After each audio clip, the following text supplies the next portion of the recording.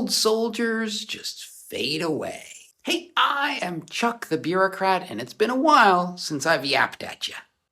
Recently, my life has gotten significantly more complicated, and the point of this video is that these new experiences I'm having, well, they might have an implication for your military transition.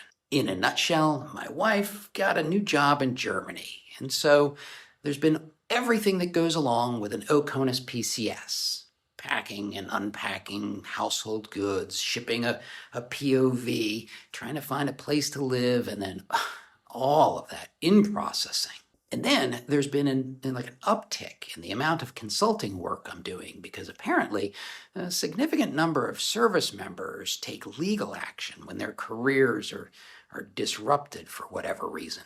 And then, on top of all that, my father-in-law, an old Navy vet, passed away, and since I'm the military bureaucrat in the family, I've been doing a lot of on-the-job training to get his affairs straightened out. But what does that have to do with you? Well, you know how the transition assistance folks like to say that military retirement is a process, not an event?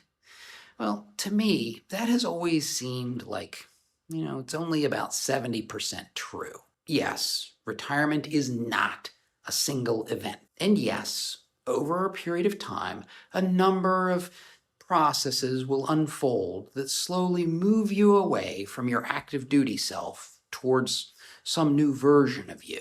But it's not as if there is some standard choreographed sequence of steps that constitutes the retirement process. Instead, there's a bunch of independent sub-processes, but then there's also all sorts of random crap that just tumbles you down the river of time until you look back and you realize that your active duty days are years behind you.